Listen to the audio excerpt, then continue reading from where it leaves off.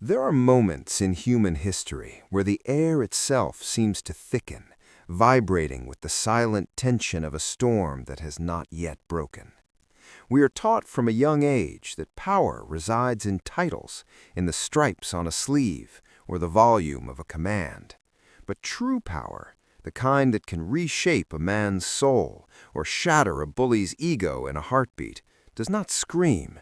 It waits, it observes, it breathes. Deep in the heart of our most elite military institutions, there is a silent code.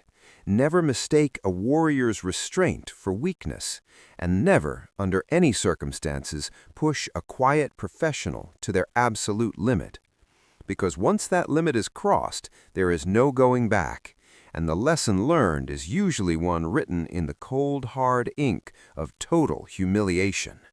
This is the story of a line crossed and a legend born.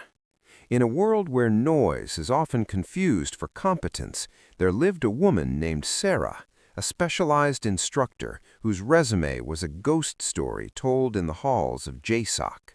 She was lean, soft-spoken, and possessed eyes that seemed to see through walls. Her counterpart was Commander Miller, a man who viewed the world as a ladder and anyone beneath him as a rung to be stepped upon. Miller was the embodiment of arrogance, a man who used his rank like a bludgeon, believing that his authority gave him the right to disregard the very skills that kept men alive in the dark. He didn't just want to lead, he wanted to dominate. If you're ready to see what happens when a bully meets a force of nature they cannot control, make sure you hit that subscribe button right now. You won't want to miss how this legendary confrontation ends. We bring you the untold stories of those who speak softly but carry the ultimate sting.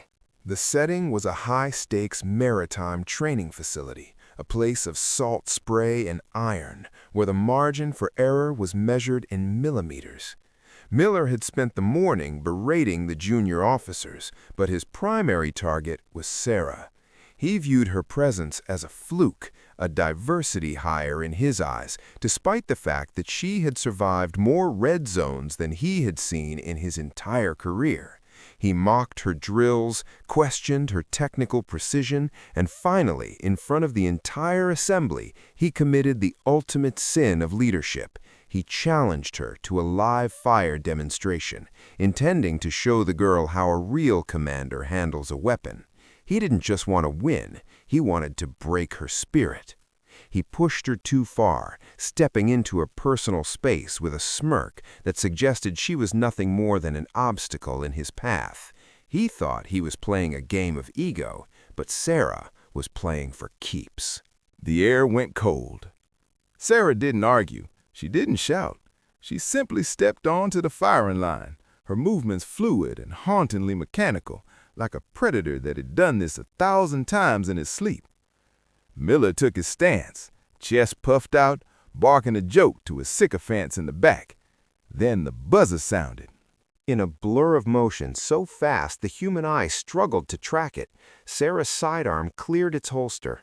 5 shots rang out, not as distinct cracks, but as a singular rhythmic roar that tore through the silence of the range.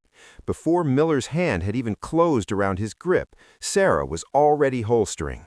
The targets downrange didn't just have holes in them. The center mass of her silhouette was gone, replaced by a single ragged void.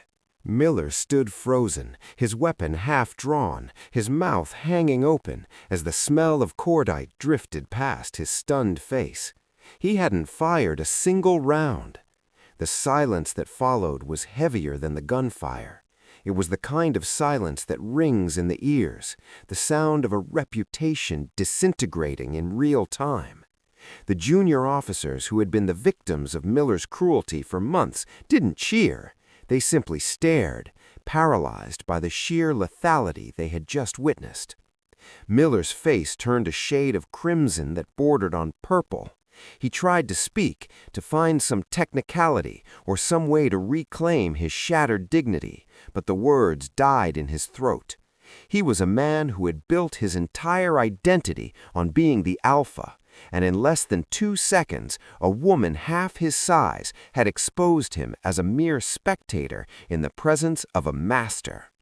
The atmosphere was electric, a mixture of awe and the realization that the hierarchy had just been irrevocably shifted.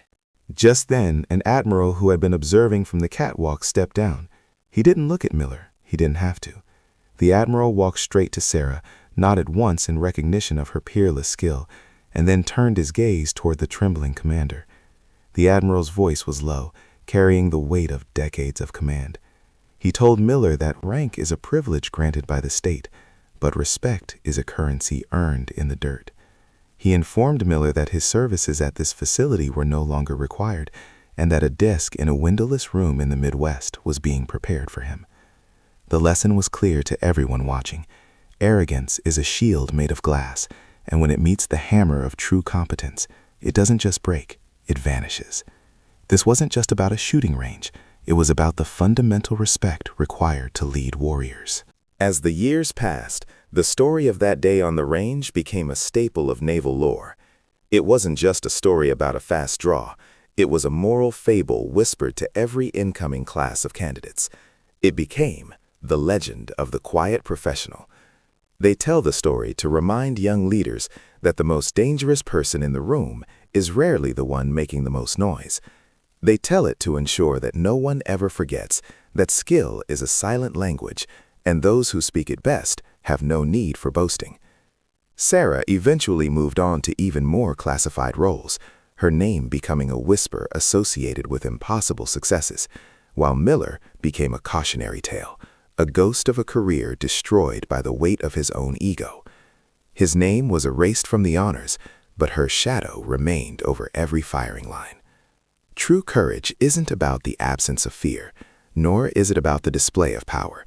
It is about the discipline to hold that power in reserve until the moment it is truly needed.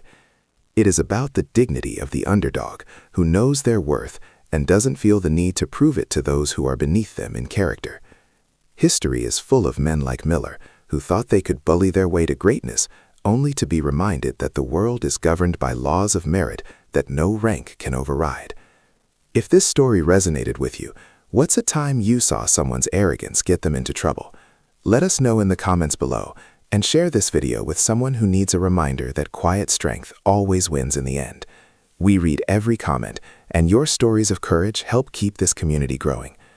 In the final accounting, we are judged not by how loud we speak, but by how well we perform when the stakes are at their highest. Sarah's legacy lived on, not in the trophies she won, but in the changed culture of that base. Men began to lead with humility, and subordinates began to train with a new kind of fire, knowing that their skill was their ultimate defense. Before she left the facility for the last time, a young ensign stopped her and asked how she stayed so calm when Miller was being so disrespectful. She looked at the young man, a faint knowing smile touching her lips, and left him with the words that would define her legend. She said, "A lion doesn't lose sleep over the opinion of sheep, but she always makes sure the sheep know exactly where the fence is." Don't forget to like, comment, and subscribe for more powerful stories from Tales of Courage.